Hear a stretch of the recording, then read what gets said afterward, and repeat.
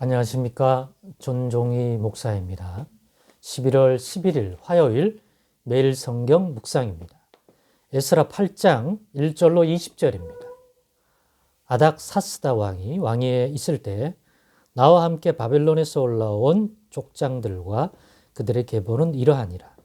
비느하스 자손 중에서는 게르솜이요, 이다말 자손 중에서는 다니엘이요, 다윗 자손 중에서는 핫두스요, 스가냐 자손 곧 바로스 자손 중에서는 스가랴니, 그와 함께 족보에 기록된 남자가 150명이요. 바암 모압 자손 중에서는 스라히야의 아들 엘요에네니, 그와 함께 있는 남자가 200명이요. 스가냐 자손 중에서는 야하시엘의 아들이니, 그와 함께 있는 남자가 300명이요. 아딘 자손 중에서는 요나단의 아들 에벳이니, 그와 함께 있는 남자가 50명이요. 엘람 자손 중에서는 아달리아의 아들 여사야니, 그와 함께 있는 남자가 70명이요.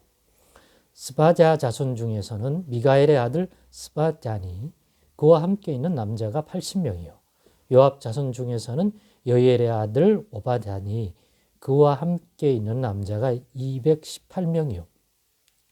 슬로밋 자손 중에서는 요시바의 아들이니, 그와 함께 있는 남자가 160명이요.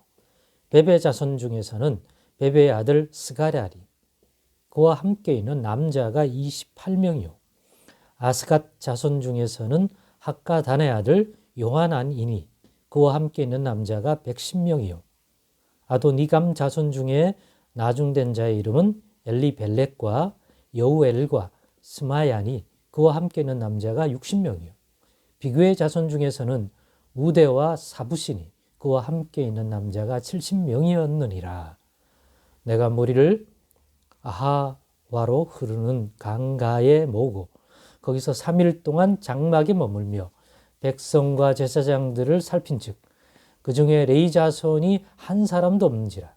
이에 모든 족장 곧 엘리에셀과 아리엘과 스마야와 엘라단과 야립과 엘라단과 나단과 스가랴와 무술람을 부르고 또 명철한 사람 요야립과 엘라단을 불러 가시바 지방으로 보내어 그 곧 족장 이또에게 나아가게 하고 이또와 그의 형제 곧 가시바 지방에 사는 느디님 사람들에게 할 말을 일러주고 우리 하나님의 성전을 위하여 섬길 자를 데리고 오라 하였더니 우리 하나님의 선한 손에 도우심을 입고 그들이 이스라엘 손자 레이의 아들 말리의 자손 중에서 한 명철한 사람을 데려오고 또 세레바와 그의 아들들과 형제 18명과 아샤바와 무라리 자손 중 여사야와 그의 형제와 그의 아들들 20명을 데려오고 다윗과 방백들이 레이 사람들을 섬기라고 준 느디님 사람 중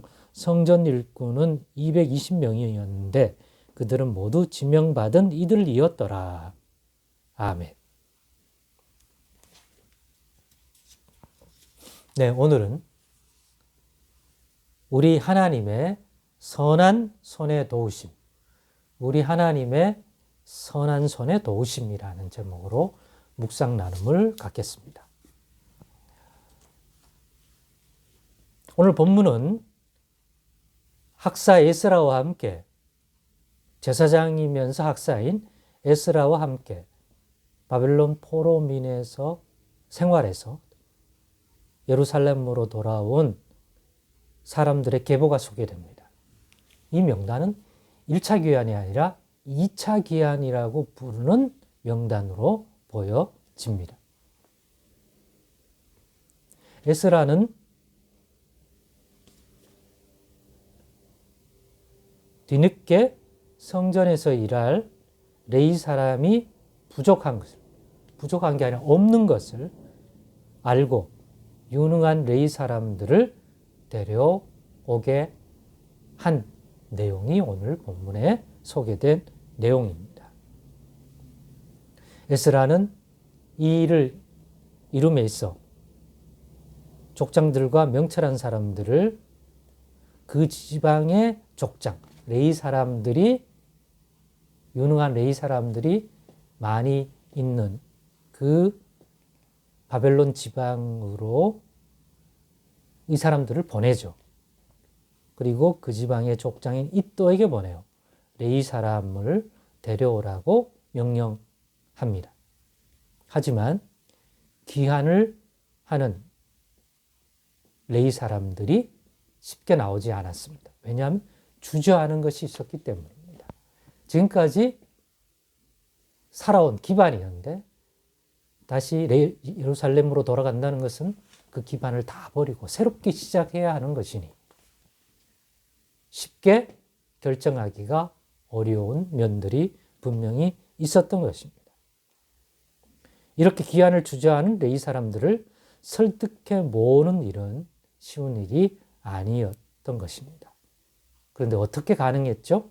오늘 본문 18절에 보면 우리 하나님의 선한 손의 도우심을 입고 그들이 이스라엘의 손자 레위 아들 말리의 자손 중에서 한 명철한 사람을 데려오고 또 세레바와 그의 아들들과 형제 18명과 하사바와 무라리 자손 중 여사야와 그의 형제와 그의 아들들 20명을 데려오고 다윗과 방백들이 레위 사람들을 섬기라고 준 느디림 사람 중 성전 일꾼은 220명이었는데 그들은 모두 지명받는 이들이었더라. 이렇게 소개합니다.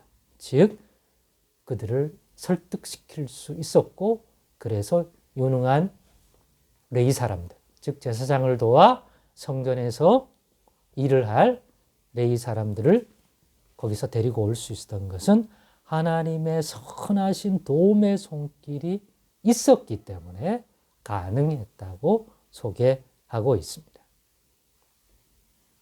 하나님의 선한 손의 도우심이 없었다면 그 사람들의 마음은 움직이지 않았을 것이라는 뜻입니다. 그러니까 이성적으로 생각하면 쉽게 살던 그곳을 떠나 예루살렘으로 또 예루살렘 성전에 와서 일하는 일은 상식적으로 봤을 때, 객관적으로 인간적으로 봤을 때 쉽게 결정하지 아니할 그러한 일이었다는 거예요. 그런데 어떻게 가능했냐?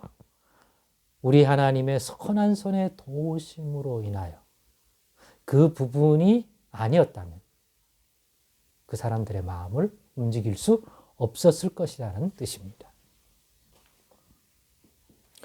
그러니 우리도 하나님의 일을 할 때 유사한 어려움을 겪을 수 있을 것입니다. 그때 능히 그런 우리를 도우시는 하나님의 선한 손길이 주어질 수 있음을 기억하십시다. 내가 생각해도 야, 이 일은 안 돼. 내가 생각해도 저 사람들이 나빠서가 아니라 객관적으로 봤을 때, 인간적으로 봤을 때 쉽게 받아들이기가 어려운 현실적 측면이 분명히 있어. 그것들을 내려놓고 온다는 것, 입장 바꿔놓고 생각해 보면 쉽지 않아. 라고 생각할 때도. 그런데 어떻게 그 사람 마음이, 이런 사람들의 마음, 또 이런 환경이 바뀔 수 있는가? 그 일을 능히 할 수 있는 것은 사람의 힘으로 설득할 수는 없다 이거죠. 객관적으로 봤을 때. 입장 바꾸면 나도 설득당하기 어려운데. 바로 우리 하나님의 선한 도움의 손길이 그 사람들 마음을 움직이게 한 것이라는 거죠. 그런 손길이 주어질 수 있다는 거죠. 하나님이 기뻐하시는 일을 하려고 할 때 현실의 장벽 앞에서 환경이든지 사람의 마음을 움직여 결정하게 하는 그런 류의 일이든지 간에 말입니다. 즉 그런 어려운 일을 만났을 때 낙심 말고 포기 말고 하나님이 하시라고 한 일이며 하나님이 기뻐하실 일이 분명하다면 도우시는 하나님의 손길을 우리도 믿으십시다. 그리고 믿음으로 그 손길을 보내달라고 구하는 자 되십시다. 그런 믿음 갖고 또 그런 순종 그렇게 행하는 자 되십시다. 포기하지 말고 말입니다. 기도하겠습니다.